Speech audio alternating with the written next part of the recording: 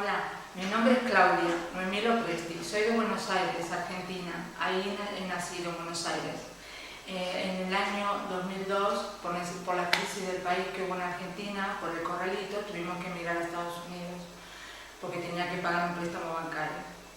Entonces ahí viví hasta el 2005, ya que como demoraban los papeles y nosotros teníamos papeles de la Unión Europea, decidimos viajar aquí, a España. Bueno, como le decía, la emoción era muy importante. Cuando llegué a Madrid tenía una emoción y sentimientos encontrados, ya que mi madre es de A Coruña y mi abuelita también. Y bueno, aquí a través de un amigo dijeron, venga, ¿por qué no se vienen para Barcelona? Porque si bien teníamos dinero, pero nadie nos alquilaba porque no teníamos contrato de trabajo. Entonces decidimos venir a Barcelona y nos encantó porque se parece mucho una parte a Buenos Aires.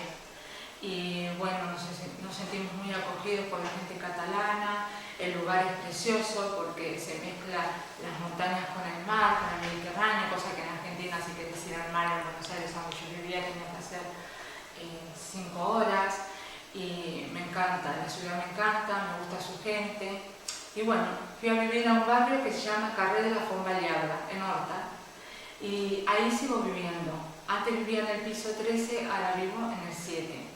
Tengo mi ventana que da de mi comedor, se ve todo el Mediterráneo en la montaña, cosa que eso me encanta de aquí.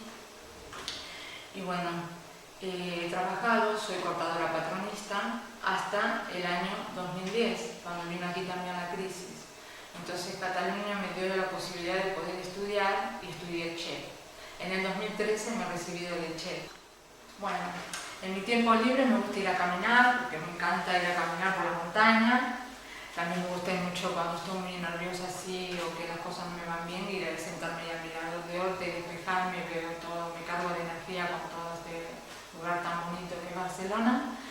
Y me gusta leer, me gusta compartir al aire libre, salir. Ya no me volvería a Argentina, si volvería a Argentina volvería para ir a pasear, pero ya no porque estoy adaptada aquí.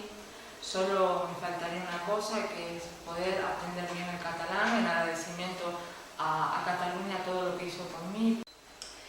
Yo siempre le digo a mis hijos que nunca hay que perder sus costumbres ni sus raíces de donde venimos.